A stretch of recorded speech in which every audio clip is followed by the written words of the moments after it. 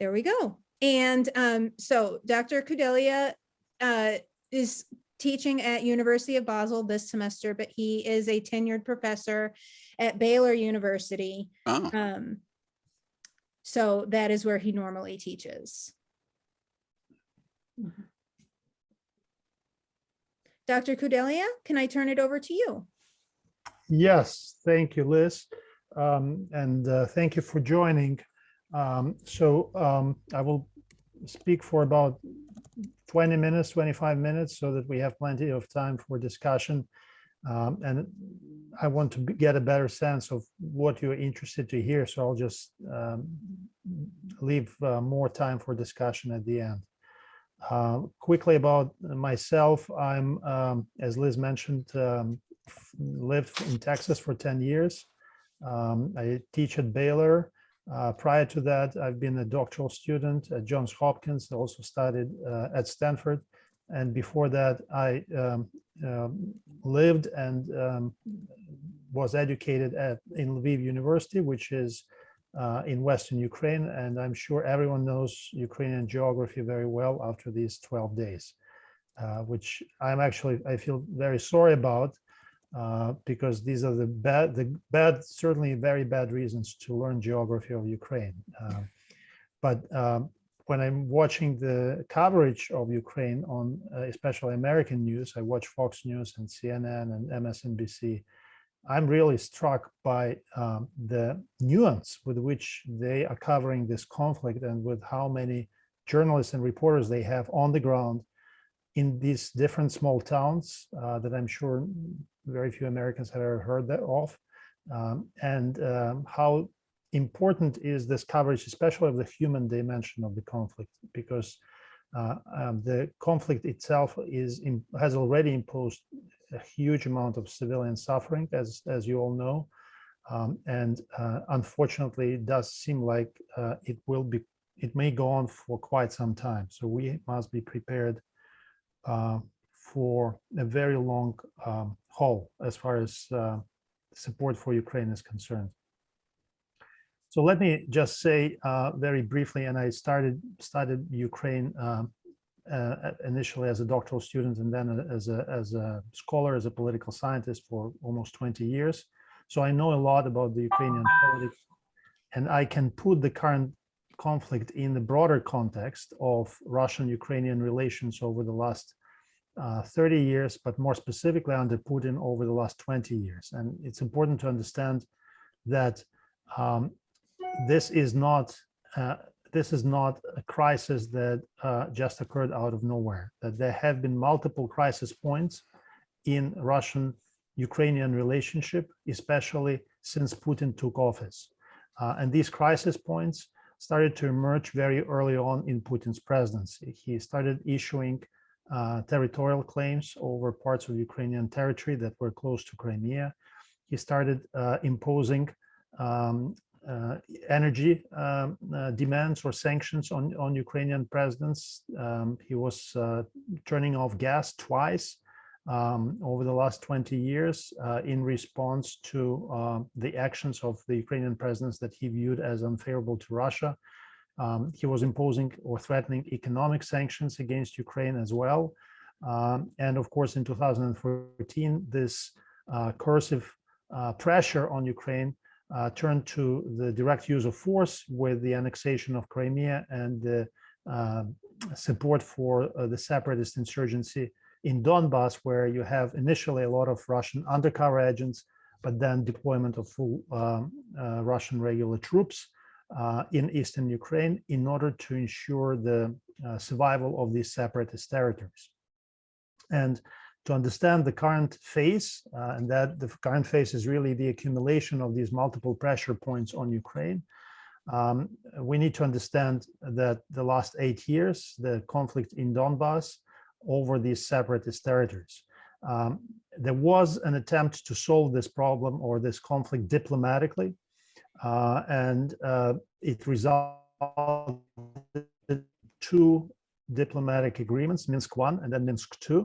Minsk II, an agreement signed in the Belarusian capital, was ultimately supposed to give Donbass a degree of autonomy in return for their reintegration into Ukraine.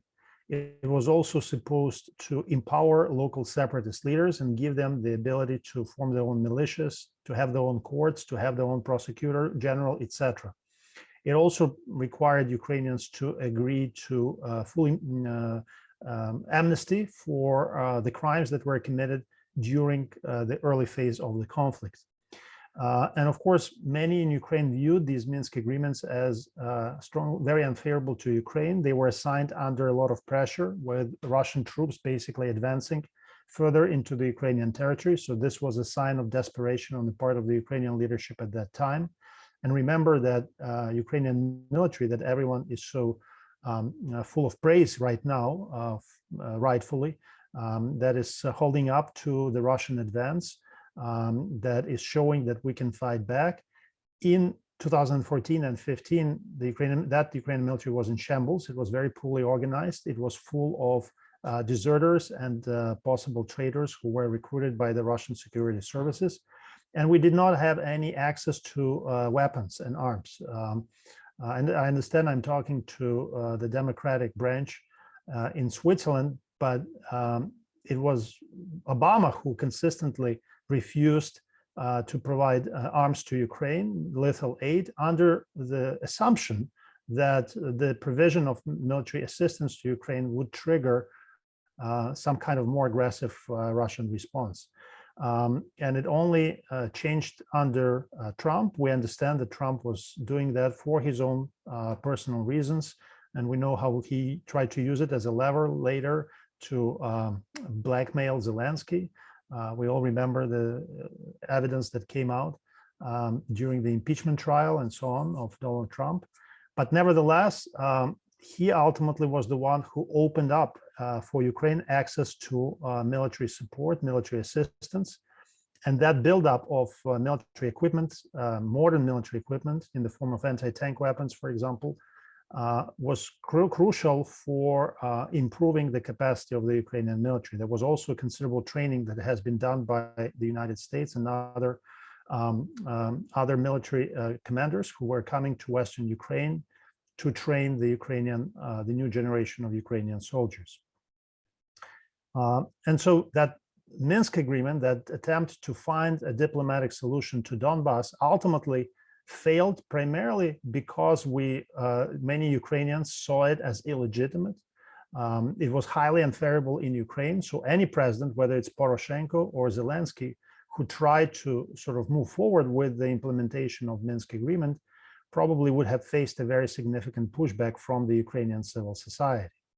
At the same time, we also have to acknowledge the fact that Russia consistently violated the terms of the Minsk agreement, starting from point number one, which is ceasefire.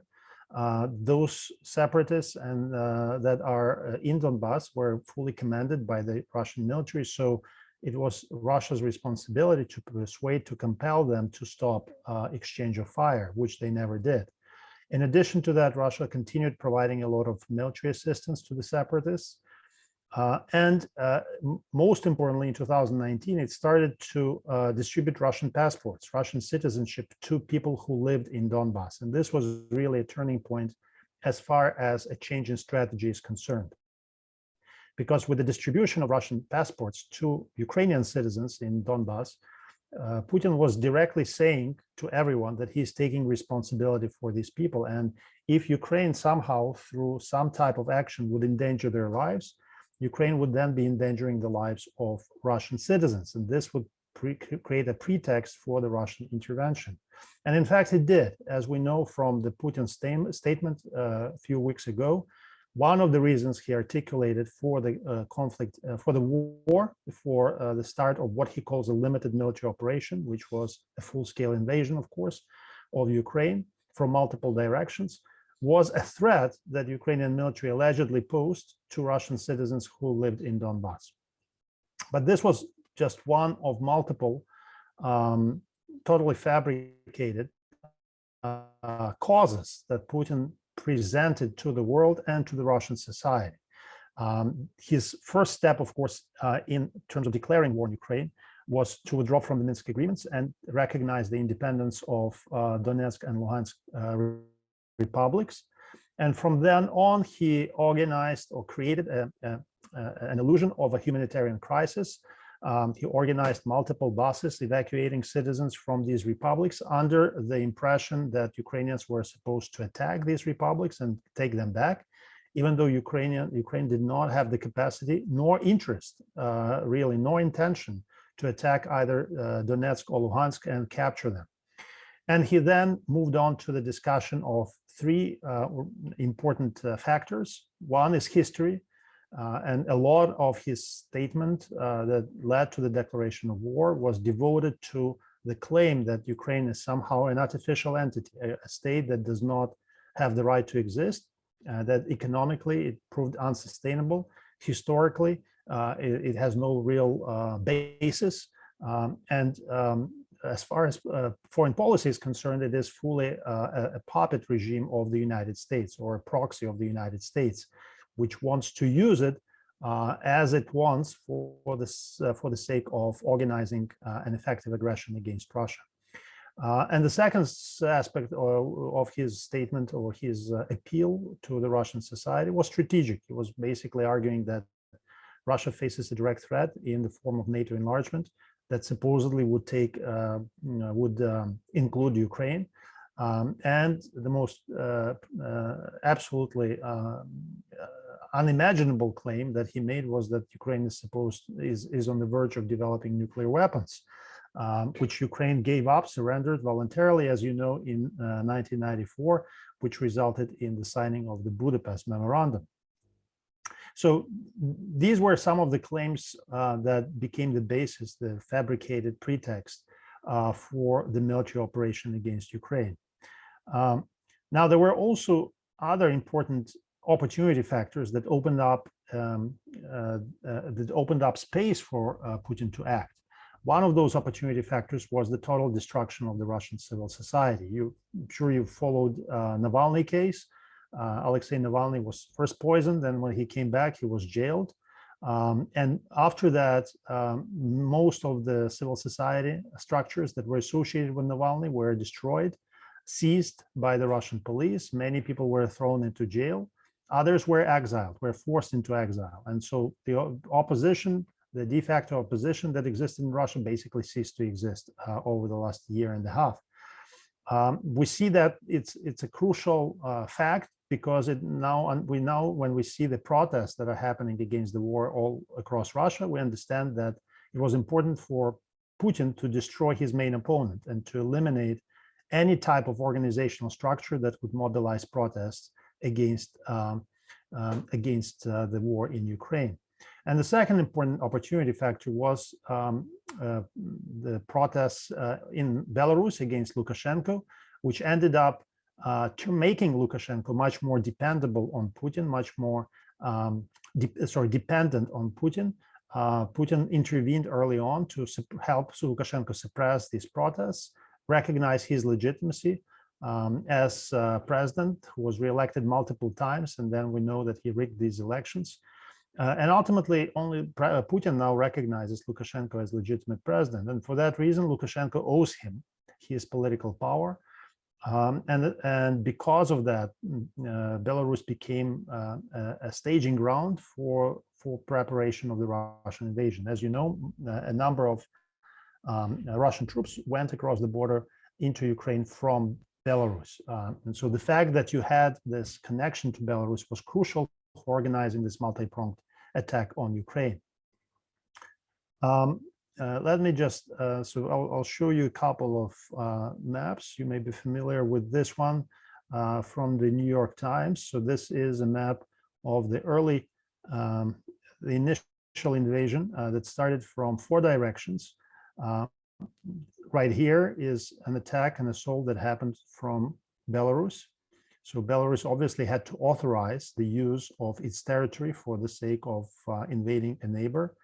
And that attack primarily targeted the capital, Kyiv. And as we know, the siege of Kyiv continues until this day. The second attack came from northeastern part of Russia, and it primarily targeted Kharkiv. The second largest city in Ukraine and the largest Russian-speaking city in Ukraine. The third attack came from the east, where you see the separatist areas right here. And so there is an ongoing attempt to occupy the rest of Donbas and take over the entire part of the entire eastern Ukraine. And finally, the fourth attack came from the south, with Russian troops moving in two directions. One is in the direction of Odessa, right here, a major seaport on the Black Sea, a very important city from the standpoint of Russian history as well. And the second went north in the direction of Donbas, and now the city Berdyansk was occupied just several days ago. And another major city, Zaporizhia, may be in danger of being occupied in a few days. Strategically, what the Russians are trying to do here is they're trying to create an encirclement of the Ukrainian troops that are centered right here in the east. So they're trying to connect these two lines that are moving from the north and the south. Once the encirclement is complete, they will destroy a very significant part of the most capable Ukrainian troops that were deployed primarily in Donbas. And what's important to know is, of course, that one of the pretexts that Putin announced for the war was the so-called liberation of Russian speakers in Ukraine. He claimed that there are supposedly some Nazis who are in power in Ukraine, a preposterous claim given that the president of Ukraine is of Jewish background, and most of the key figures in Ukraine are Russian speakers themselves. But what is also clear is that this claim has no grounding in reality, because the regions that are being under attack of Russian troops are mostly Russian speakers and supported pro-Russian political parties. So this is a map from parliamentary elections of 2019, and blue reflects the degree of or intensity of support for pro-Russian parties in different pro-Russian party, the main pro-Russian party, in different regions of Ukraine. And as you can see, those areas that are now under attack of Russia, where civilians are being killed, the cities are being destroyed, are exactly the regions where the support for the pro-Russian parties is the highest. So what he's doing, in fact, is the opposite of liberating. He is actually killing and alienating many of the people who were initially sympathetic to Russia. And it is likely that we are not going to see any pro-Russian parties succeed in Ukrainian politics ever after this point. And the way the war has been waged, of course, has been increasingly brutal. And initially, there were these claims that they will spare the cities, that they will not try to bomb the centers of the cities. That all changed with the shelling of the center of Kharkiv. And this is one of the many photographs of downtown Kharkiv, a huge city of 1.5 million people. And downtown was destroyed. The central square, Freedom Square, was destroyed. And Zelensky then made an appeal and said that every square in Ukrainian city will be called Freedom Square from now on. The key government buildings were destroyed. This is the building of the security service that was shelled, as you can see. And we see the similar type of tactic applied both to Kiev and other major cities like Mariupol, Kherson, and Mykolaiv, where there is an indiscriminate shelling of civilian targets without any concern for the civilian lives. That is clearly an intimidation strategy. The Russians know full well from their previous campaigns, especially in Chechnya, that any type of battles inside the city will produce a large number of casualties on the part of the troops that would enter the city, because they're more vulnerable in these city confines. It is easier to destroy an advancing or attacking army within the city, unless you're using this kind of destructive tactic of carpet bombing that would basically suppress any kind of resistance within the city confines. So that is what they're doing. They're trying to intimidate the population. They opened up humanitarian corridors to get the civilians out. This today, after this very strong criticism and condemnation coming from the international community. But whether or not these all civilians will be evacuated that is highly unlikely, and how they will continue with this campaign is also not clear. But we definitely see that there is little concern for the civilian lives in these cities. Now, there is a big question about what exactly Putin is trying to achieve in Ukraine, and I think it's important to consider some of the possible scenarios so that we better understand what exactly this whole military campaign is about. One possible scenario is the partition of Ukraine along the German model, where you have one part of Ukraine will be transformed into basically a puppet regime, similar to Eastern Germany, where you would have a pro-Russian government installed, you would have a highly authoritarian political regime, censorship, very repressive security police. And then there will be a western part of Ukraine that will be oriented to Europe, but will still be required to be fully demilitarized. So there will be no NATO membership for that remaining part of Ukraine. That would remain de facto independent. Whether or not it will actually be independent is another question. The second scenario is the fragmentation of Ukraine in multiple political units along the lines of Donbass and Luhansk People's Republics.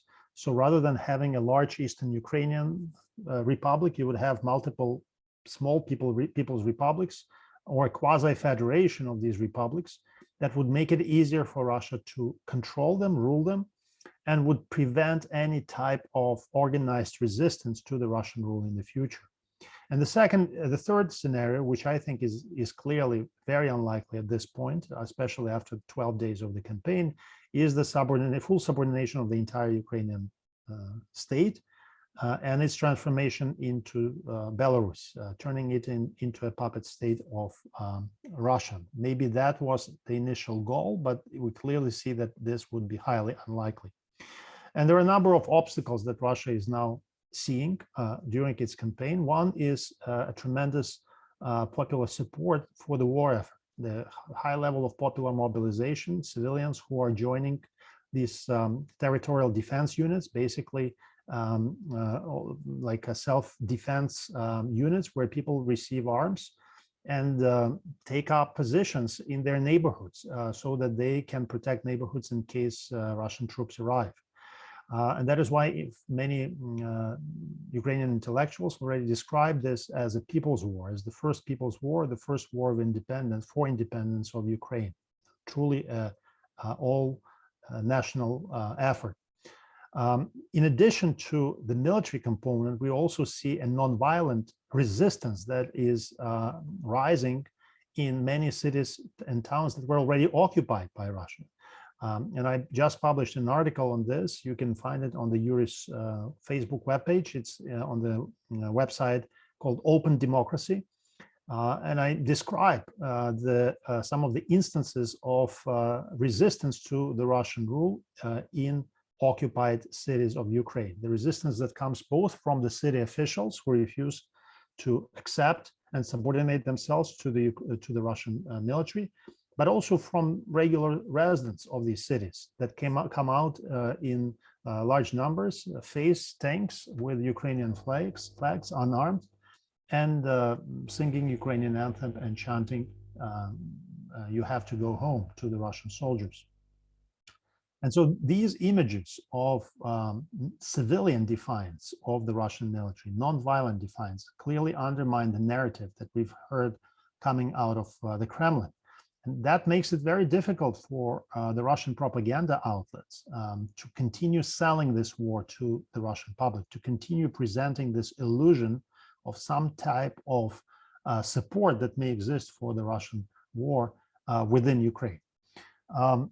And unless they gain collaboration of these local officials, which so far has been impossible for the Russians, it will be very difficult for them to govern these territories. The military obviously has no capacity and ability, has no skill in governing any type of administrative unit.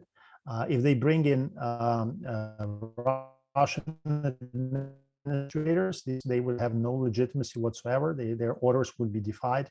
And Russian administrators have no real understanding of what it's like to govern these small towns like Berdyansk, Kherson, etc. What their needs are, etc. They have no connection to the local public. So they would need to find collaborators within the local government structures. And so far it has been incredibly difficult.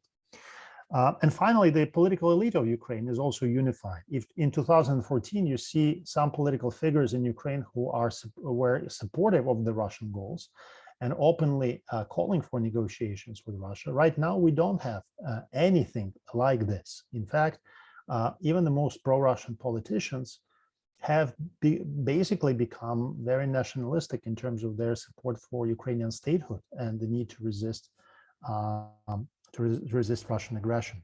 These are just a couple of images from these cities that were occupied by the Russians. You see here military trucks, Russian military trucks here, and you see just regular civilians, residents in Ukrainian flags, basically defying them in front of these government buildings and refusing to subordinate to them.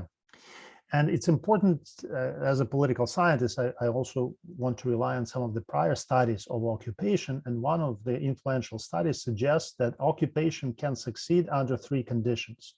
One condition is when locals recognize the need for that occupation. For example, if occupation promises a degree of economic reconstruction, like, for example, something that was happening in Afghanistan with the United States occupying the country, but also promising significant economic investments, build-up of civilian infrastructure, etc.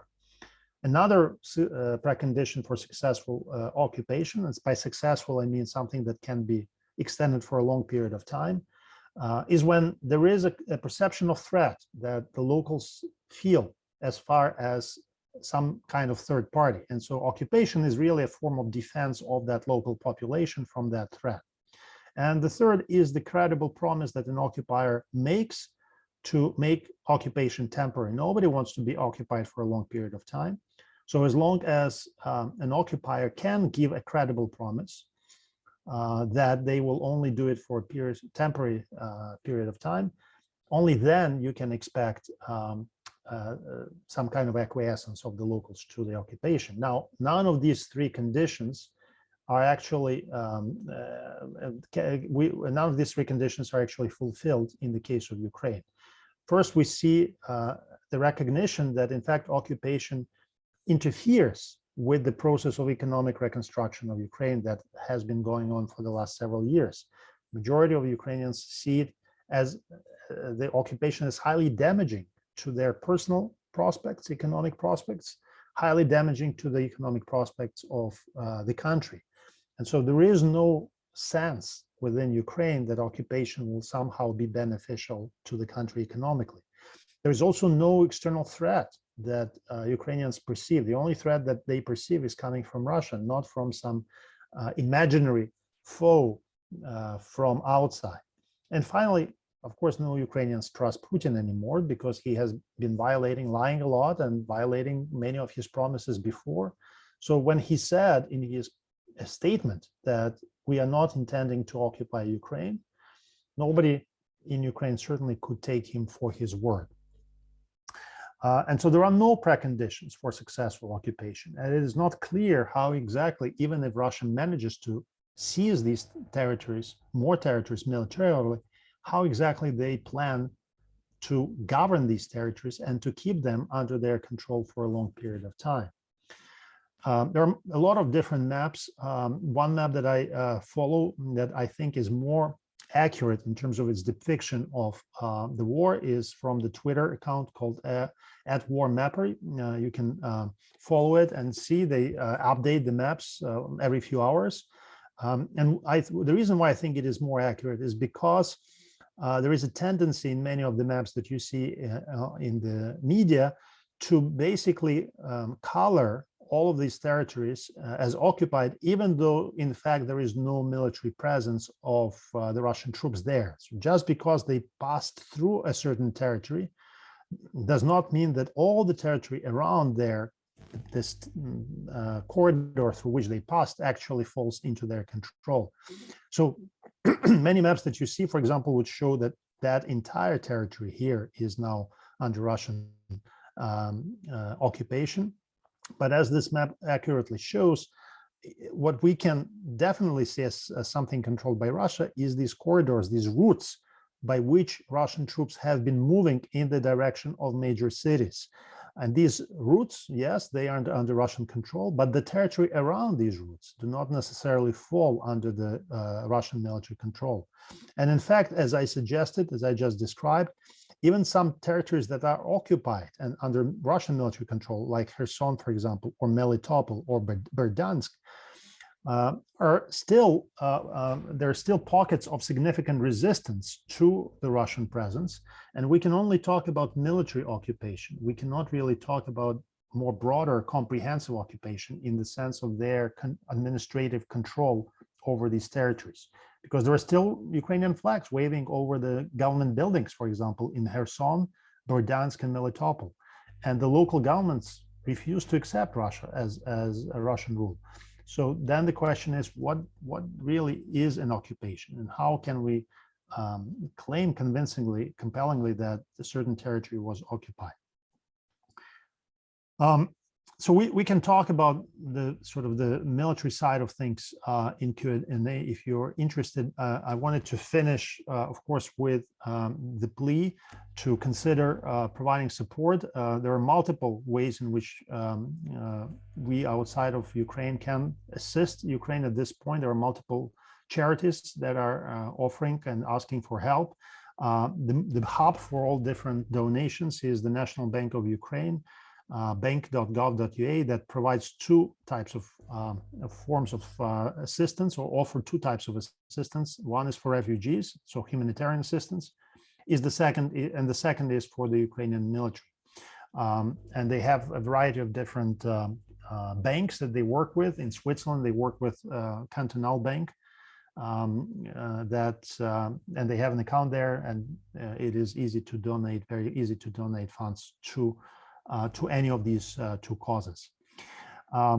So I will stop here, and we have quite some time for discussion.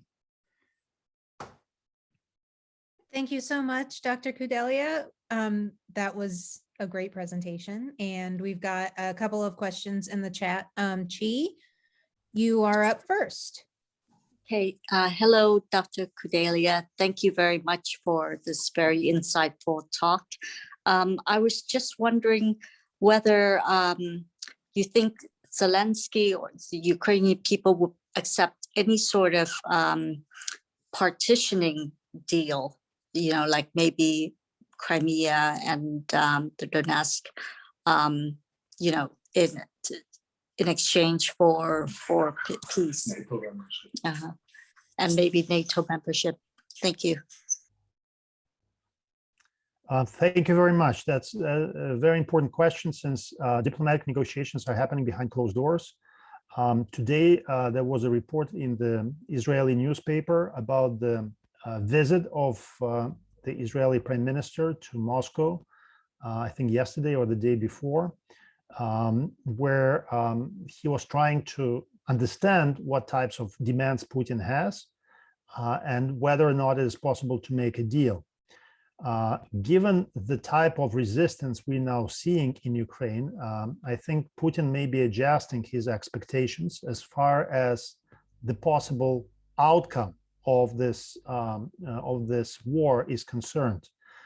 If initially I think he was hopeful that there would be some kind of a division of Ukraine into two parts, and he actually brought Yanukovych, you know, the former president of Ukraine who fled following the revolution, to Belarus, and he is now issuing statements and suggesting that he can take over power, which is quite surreal, given the circumstances in which he fled and how much he is being despised everywhere in Ukraine.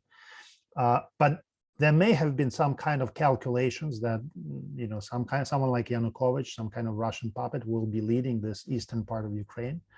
But it seems like it is getting less and less likely, just because really the brutality of the Russian military invasion conveyed to all different groups within Ukrainian society. Russian, Western, ethnic Russians, Russian speakers, all of them are now really resentful of Moscow, really resentful of the Russian actions with regard to Ukraine, and united in their desire to see Ukraine remain independent. So I think that goal is becoming less and less realistic.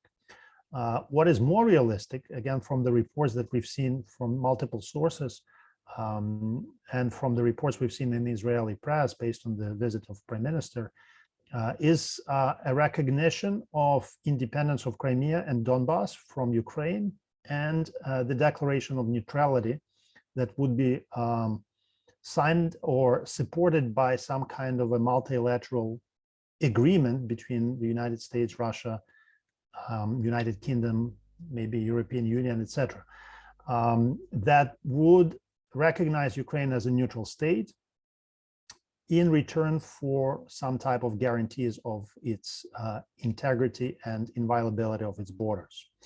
But in order for this agreement to be signed, there has to be a recognition of the Ukrainian authorities that they surrender the territories in Crimea and in eastern Ukraine. That is the kind of surrender that Ukraine would have to be prepared to make. I wrote a long article on neutrality a few weeks ago before the war, because I thought it would be an important point that would be negotiated in the future. And I wrote or explained 5 major reasons why Ukraine has been rejecting neutrality up until this point, or dismissing this as an option. Now, given the cost that Ukraine is paying every hour in this war, it is clear that the calculus of Ukrainian officials may be changing, because these costs, obviously, for the Ukrainian society are exceptionally significant, and for the future of Ukraine. So the calculus should be changing, and I don't see why neutrality should be off the table at this point. And I before have been a strong proponent of neutral option for Ukraine.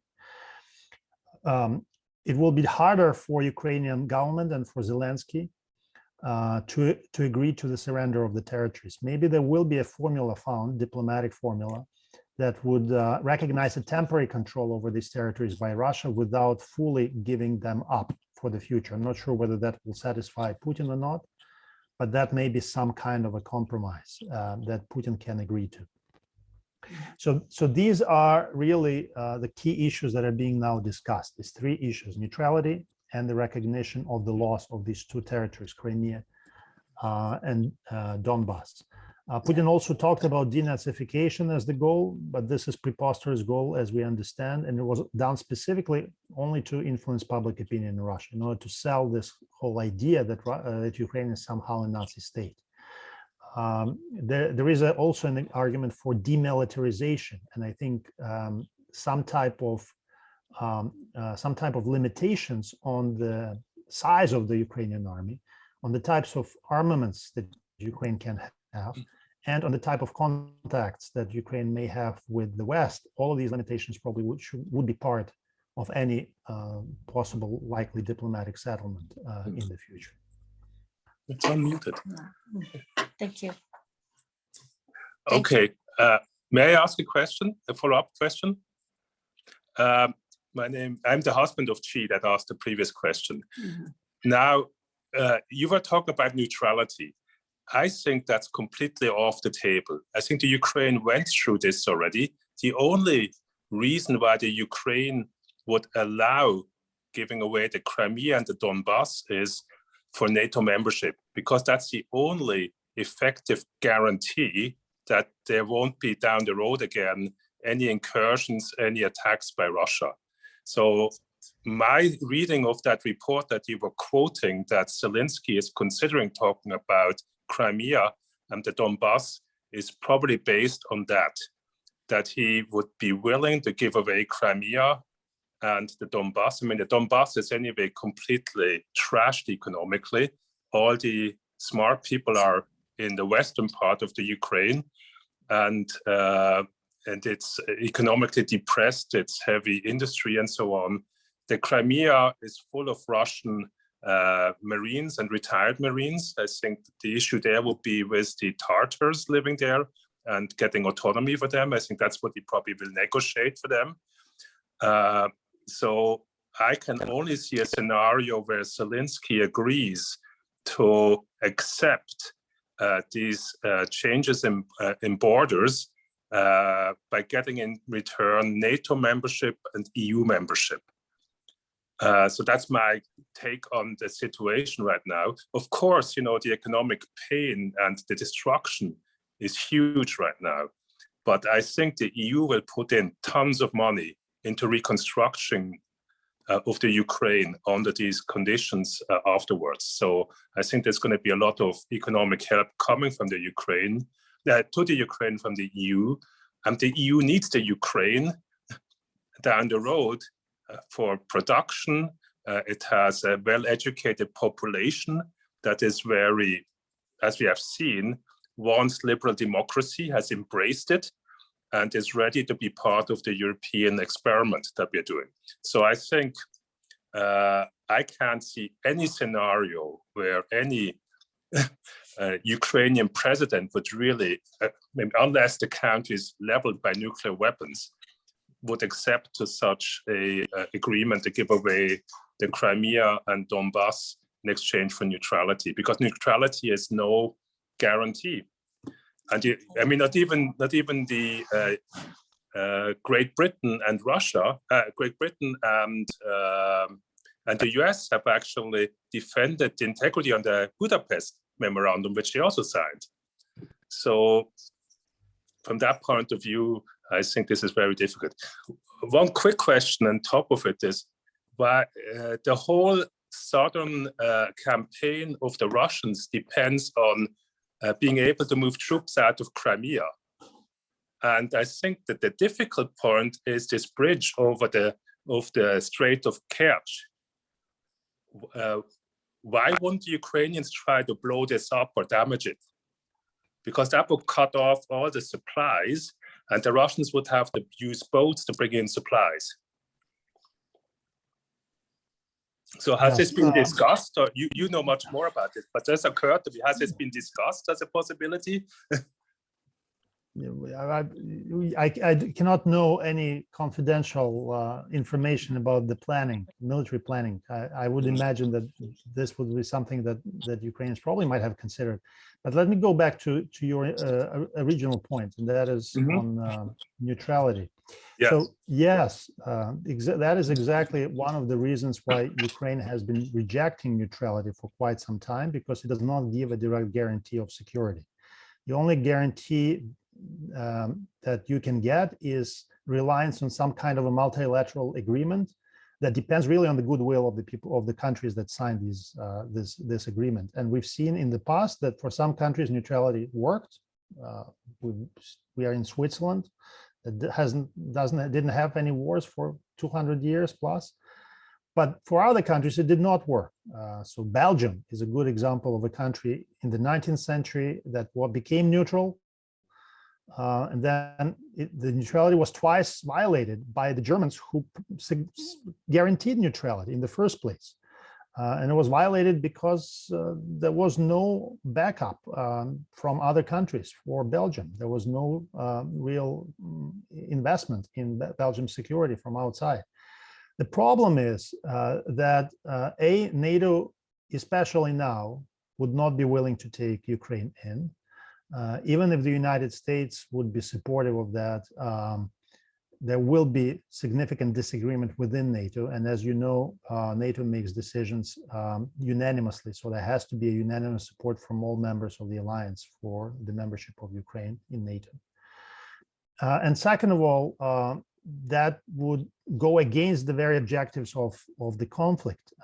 That would actually intensify the reasons or give additional reasons for Russia to keep on bombing Ukrainian cities and destroying its military infrastructure.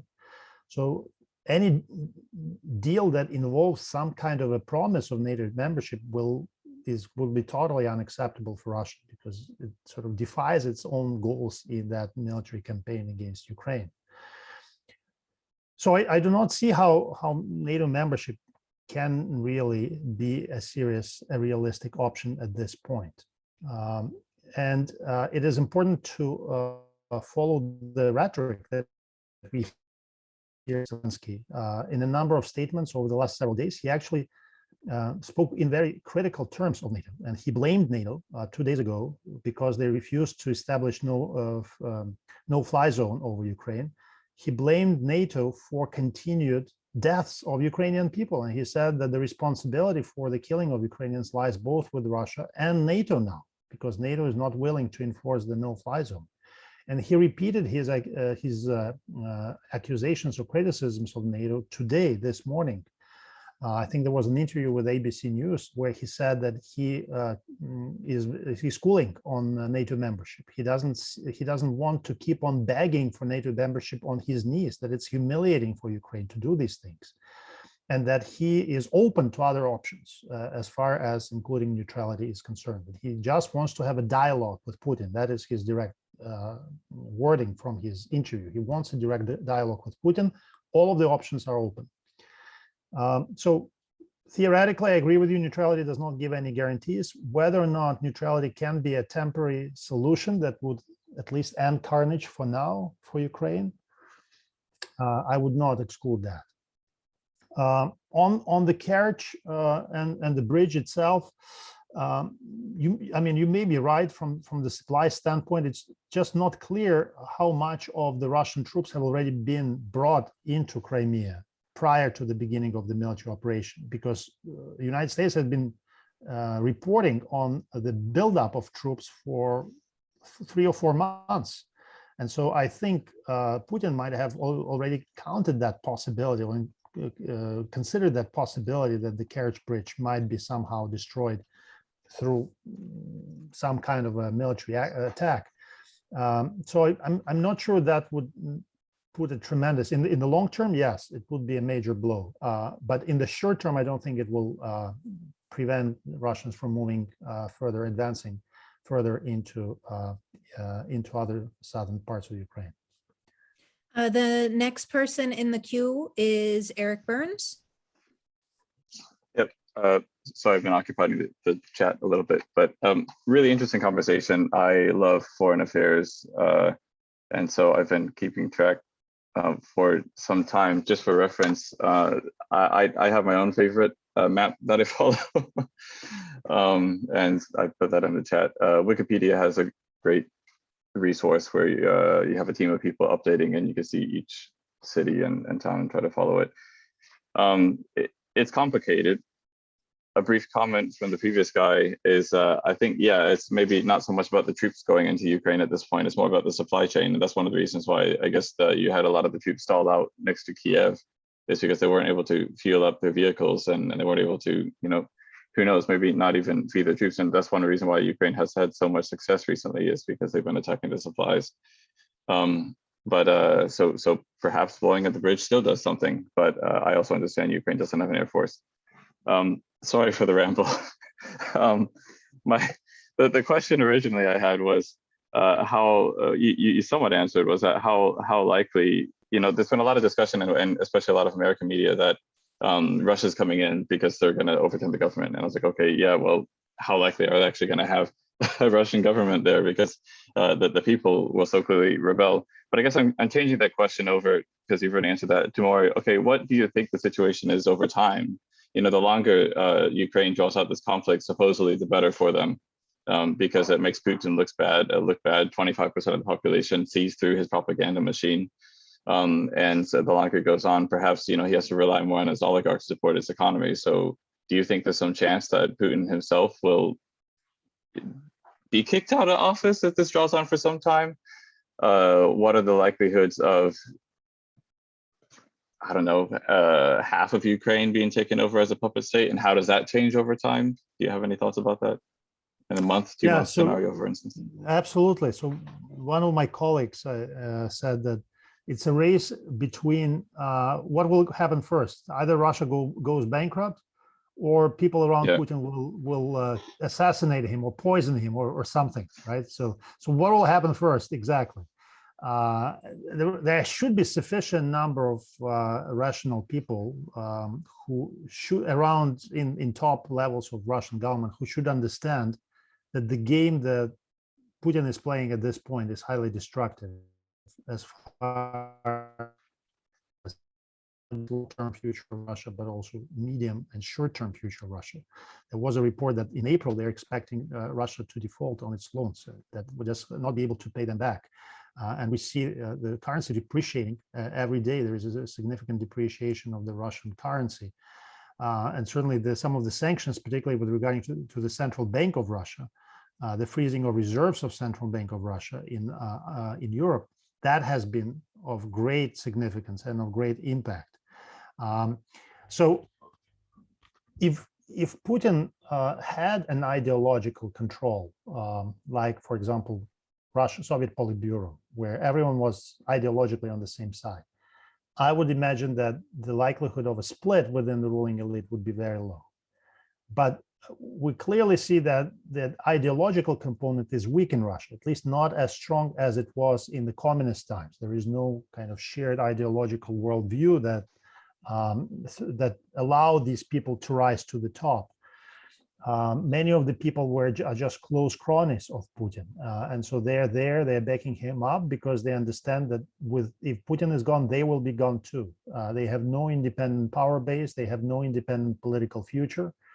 And that is one of the reasons why we see a great degree of cohesiveness still within the Russian ruling elite. We've seen that National Security Council, where Putin sort of collectively announced this decision to recognize independence of Donbass, and we've seen the behavior of the members of the National Security Council that really acted as minions of Putin, that people who really were afraid to actually speak up and were willing to say anything Putin wanted.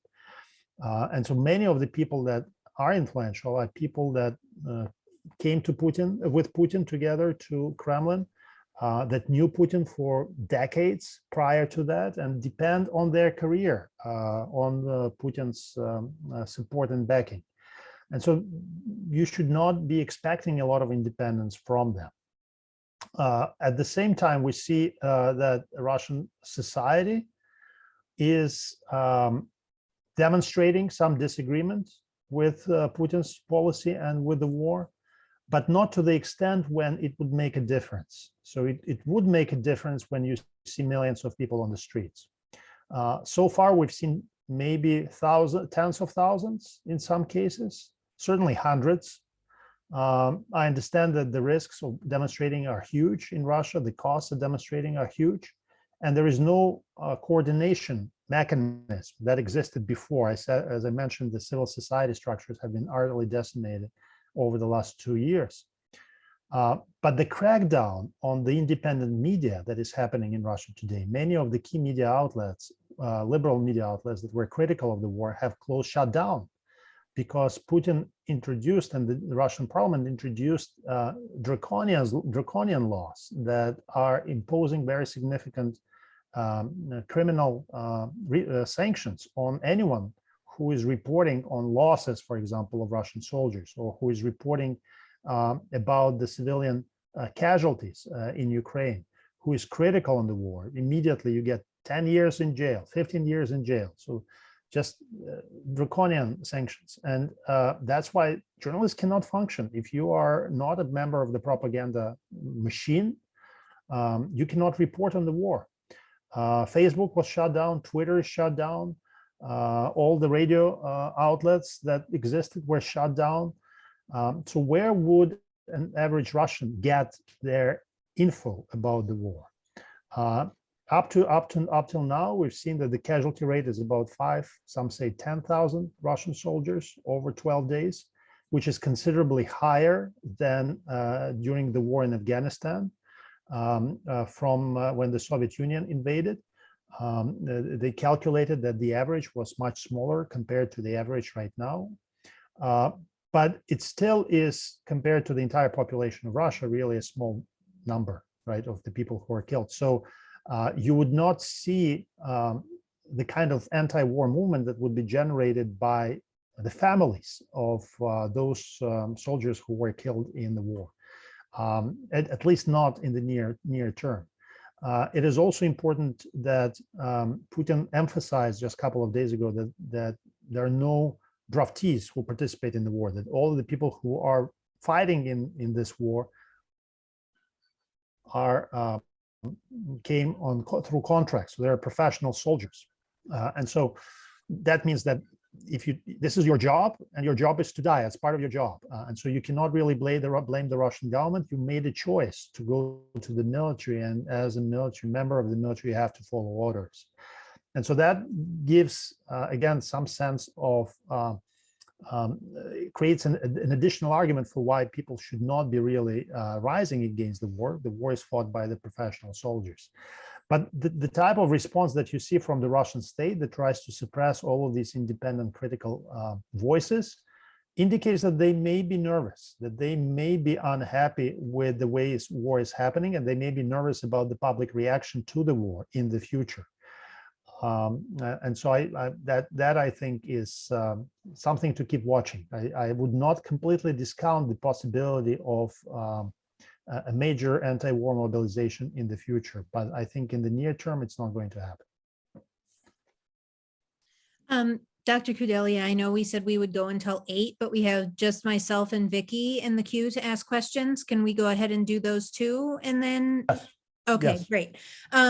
So my question is there a historical precedent that makes Putin think that that made him think, because at this point he can't think he's going to be completely successful, but is there some sort of precedent that he was drawing on to decide that this was the time that he should invade Ukraine and try to take over? And conversely, if we meaning Ukraine and anyone else involved in a multilateral agreement, agree to give him Crimea and the Donbass region and say that Ukraine will be neutral, isn't that setting up an incredibly dangerous precedent for the future, that he can just invade anyone and we'll let him? Yeah, of course. Okay, so first, answering the first question on why now. Couple of reasons, I think. One reason is he really discounted Zelensky as a political leader, I think. He was very dismissive of him from the start, and it was not only Putin, right? I think many in the world were very skeptical about Zelensky as far as his political leadership skills are concerned. Many thought he was sort of lightweight, doesn't think these issues through, not really committed to Ukraine. Many Ukrainian nationalists and patriots really hated him because he was a Russian speaker. His Ukrainian was not very good. He made a lot of jokes about issues that are of concern for Ukrainian nationalists. So there was backlash against Zelensky from multiple quarters, and I think he really miscalculated the extent to which Zelensky would suddenly rise up to the occasion and prove such an apt communicator and strong leader for the Ukrainian nation and supporter for all Ukrainians, because I think one of his strengths is that he is a Russian speaker from eastern part of Ukraine or central Ukraine, of Jewish background, but he stands up for the Ukrainian statehood, and in that sense he unites really different segments within Ukraine, both ethnic Ukrainians, non-ethnic Ukrainians, etc. And he's an incredible communicator. Again, speaking every day in the morning, in the evening, he has these addresses that are not hateful, they are not resentful. In general, they are upbeat, they are very inspirational, they are very patriotic. So he is really impressive as far as I'm concerned. And I've been critical of him a lot, but I think he is the right leader for this time. So this is one factor. I think another factor is the window of opportunity that Putin saw for himself, because as I said, he was trying to do these things to Ukraine for 20 years. This was his mission. His mission was to ensure that at least parts of Ukraine are under Russian control or under Russian influence. And instead, we've seen Ukraine drifting and drifting away from Russia in the Western direction. So the opposite of what he was expecting to achieve. And Putin is turning 70 in next year, or this year, he's turning 70. So he has maybe another 5, 7, 10 years. But really, this is his time, his last window of opportunity where he can mobilize the Russian public in order to achieve these goals. And he would not have much time left as far as mobilization is concerned. So I think that was this coincidence of him understanding that this is his last chance before he would have to retire at some point and transfer power. And second, the sense of weakness on the part of Ukraine because of that perception that Ukraine is led by an inexperienced political figure whose ratings have been going down, because prior to the conflict, Zelensky was getting less and less popular, and his popularity went down to about 20%. And so I think that was also another sign for Putin that maybe Russian society would somehow embrace this whole invasion because people are getting unhappy with the economic situation. Now, as far as the appeasement argument is concerned, tremendous moral issues, of course, with this type of response. Yes, it does send the wrong signal to the aggressor, that the more you engage in sort of military action, that military action will pay off. I think the United States would be very uncomfortable with this idea, especially if China is watching and learning from Russia's example, and then think that maybe an attack on Taiwan would be in the works as well and would pay off as well. But at the same time, we have to consider other options. What is the alternative? If the alternative is war of tremendous destruction, and everyone agrees, all the military analysts agree that Russia really has not deployed its most destructive type of weapon. We didn't see, major air raids and bombings from air of Ukrainian cities of the type that we've seen, for example, in Chechnya against Grozny. And so they have really more destructive weapons. And if he uses them, then of course the human toll would be incredibly high. And these are the kinds of very bad choices that you have to choose from. Either you appease the aggressor and make some kind of peace that may be temporary, but you save lives for now, at least, or the war goes on and tens of thousands, hundreds of thousands of people are being killed in the future as a result. I don't like either of those choices. Next in the queue is Vicky. So I wanted to thank you, Liz, and Dr. Kudelia for having an hour of such a high caliber presentation. It doesn't happen on English language TV for more than 5 minutes. So I wanted to thank you both for that. But I also wanted to comment and ask a question. My comment is, we've heard you now speak as clearly as somebody who's immersed in Ukrainian history and the geopolitical situation of your country. But you're living as an expat as we are. And I know as an expat, I suffer a lot about what's going on in America in the last few years, and I'm now suffering extremely, like many people, about what's happening in Ukraine. And part of my suffering is the compassion for the people who are losing their homes and possibly their country and their lives, but also for the people who are, and getting disenfranchised as well. But I also suffer because I can't help them. I can maybe make a contribution or send clothing or medicine, but I can't stop them from being attacked. And I feel guilty and I feel helpless. And I hope you don't mind my asking you, Dr. Kudelia, how you're coping with this situation as a Ukrainian and as not just an expert. Well, it's a personal question. Yes, it is a personal question. Yes, Well, You it don't has have to been. answer it, by the way. If you'd rather not, that's okay. But I will not answer it in the type of detail that you probably expect me to give, but I will tell you that it has really imposed a tremendous psychological toll on us as a family, because we came here to Switzerland just 3 weeks ago, 4 weeks ago. We spent the last month in Ukraine, by the way. We left Dallas at the end of December, and we were spending time with our family for an entire January. And so I do have we still have a strong connection to Ukraine. All of my relatives, friends are there. I go to Ukraine every year. We spend at least a month, 2 months there. My 7-year-old daughter speaks fluent Ukrainian.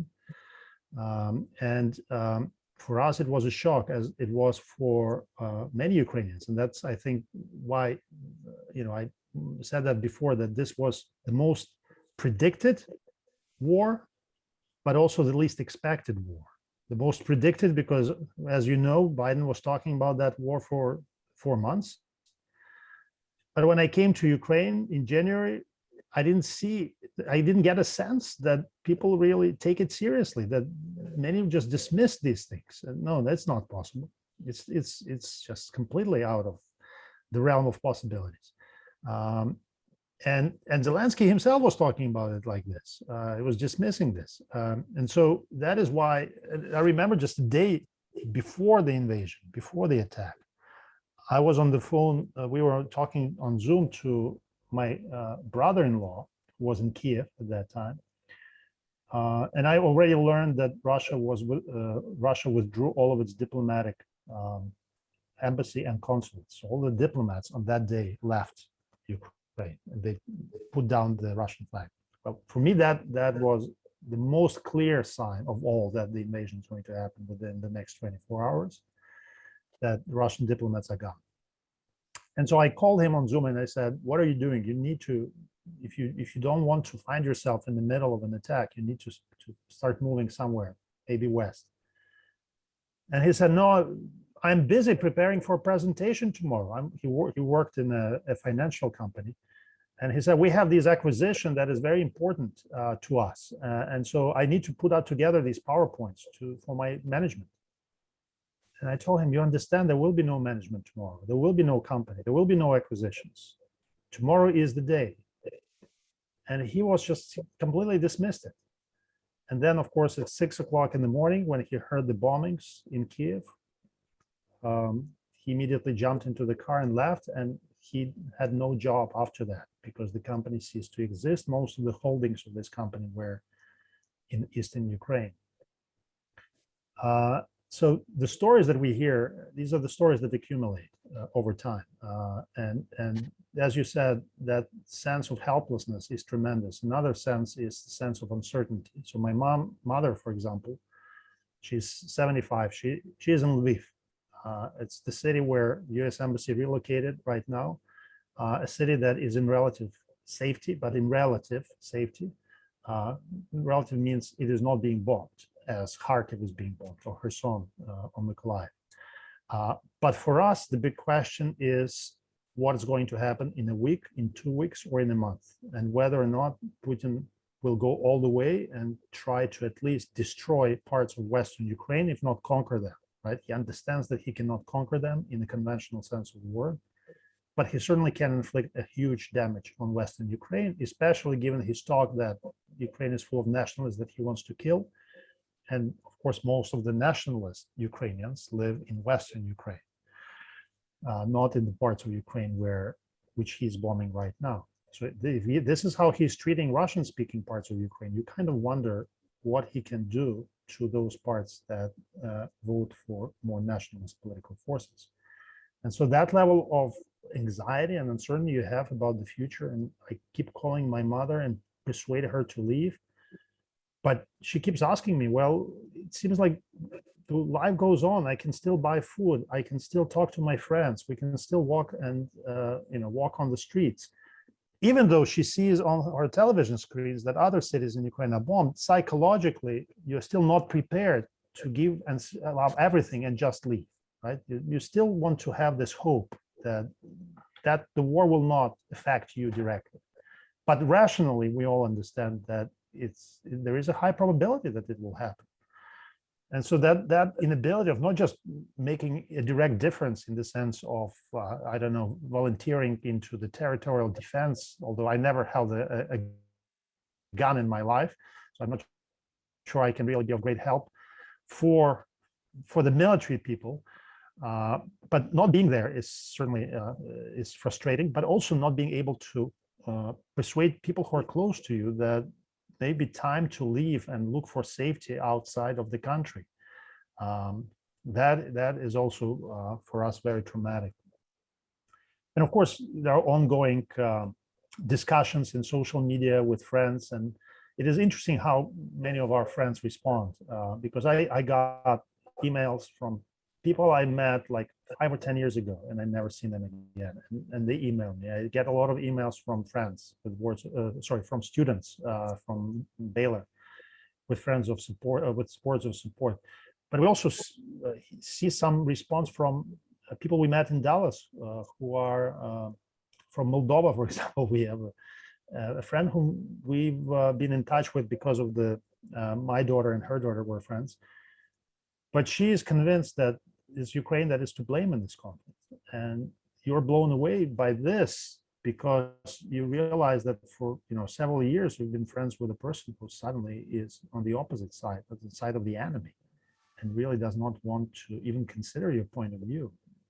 So from this standpoint, and there are a number of other examples like this, and from this standpoint, it's also highly traumatic because you're losing your country, you're afraid for your family and friends, you're afraid for the future of your society, but you're also losing real friends whom you've been in touch with. You're sort of disillusioned with life in general and with people as humans. But there are, of course, tremendous examples of support and courage, so it's not all bad. But you have this mix of emotions every day. I want to thank you for your open response and for your willingness to take on my question and give us so many facets of what's going on with you as a person. I appreciate that. It's pretty tough. Thank you. Thank you. Yes, Dr. Kudelia, thank you so much for your time this evening and your expertise. I'm obviously looking forward to learning a lot more this semester, both in class and as actual geopolitical events are unfolding. Yes. I also want to thank everyone who attended this evening. As you've noticed, the meeting has been recorded, and I will be able to send out a copy of the video to everyone who RSVP'd, and I will also include all of the links that got put in the chat.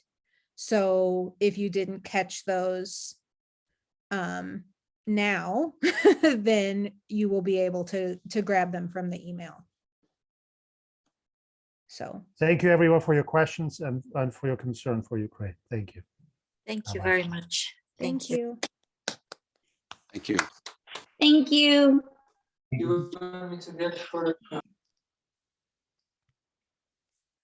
So this was excellent.